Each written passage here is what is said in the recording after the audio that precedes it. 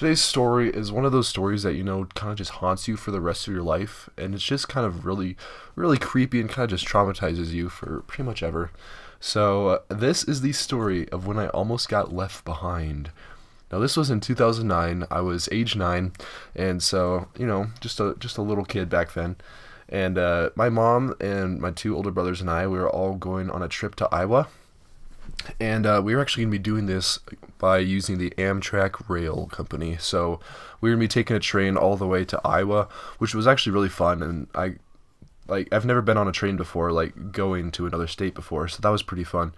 But anyway, so we arrive at Union Station, which is a really cool train station in downtown Denver, and it's like really historical and really authentic from like the early 1900s.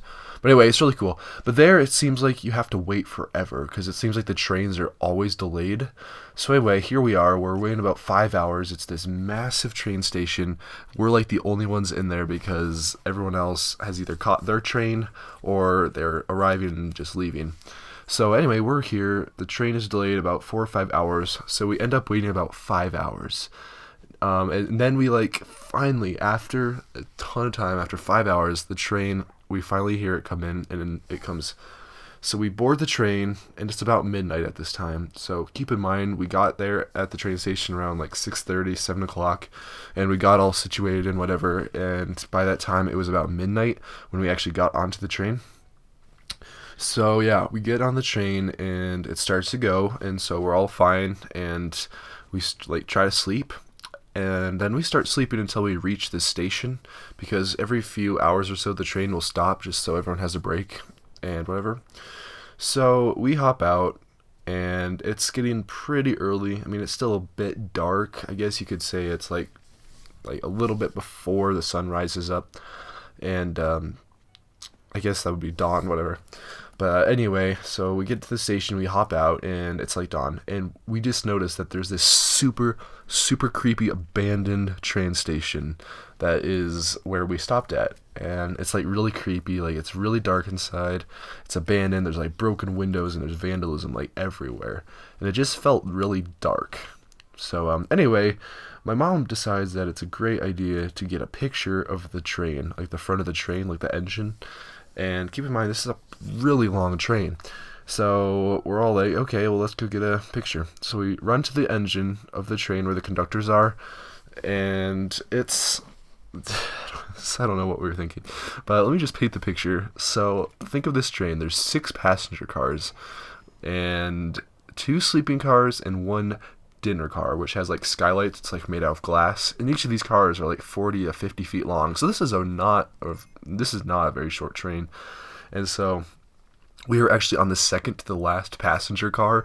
So we run 4 passenger cars length, 2 sleeping cars length, and a dinner car length just to get to this engine, plus the engine, which is another 60 feet or so. So we get there and we get the picture of the engine, and it's really cool. We're all just walking back, and then all of a sudden the horn blares, and we're like, well, that can't be good. So we all kind of know that means that the train is about to start going. And when we realize that, we just book it. We run as fast as possible just to go and try to get back onto the train.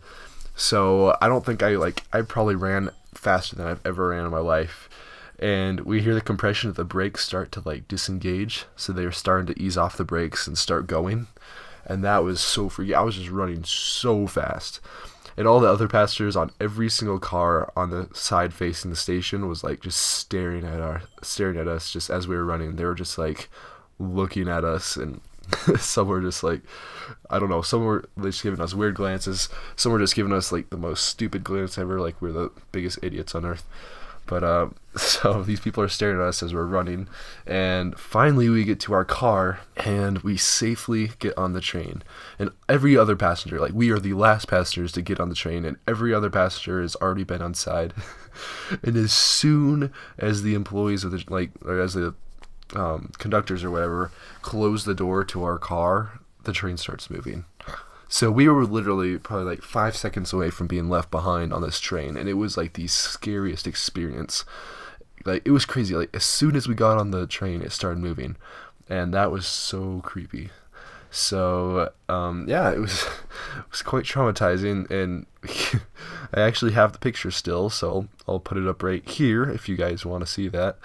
But it's crazy. It just taunts me, and like now I'm like scared of trains. Like, oh, the trains are just scary ever since that experience and that creepy train station, and just having that spooky experience of almost being left behind. But hey, that whatever. It's just another experience in my life.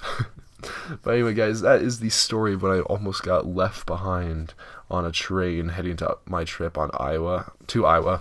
And let's just say that it was one of my more scary experiences of my life. And if I would have got left behind, we were still probably like 600 to 800 miles away from the place where we're going. So it would be quite a long walk. And we are about 300 miles or so away from Denver, so obviously we wouldn't really be able to do much, so I'm just glad we got on. But yeah, guys, that is the story. Hope you guys enjoyed. If you did, don't forget to leave a like and subscribe, guys, and I will see you guys on a new story next Saturday.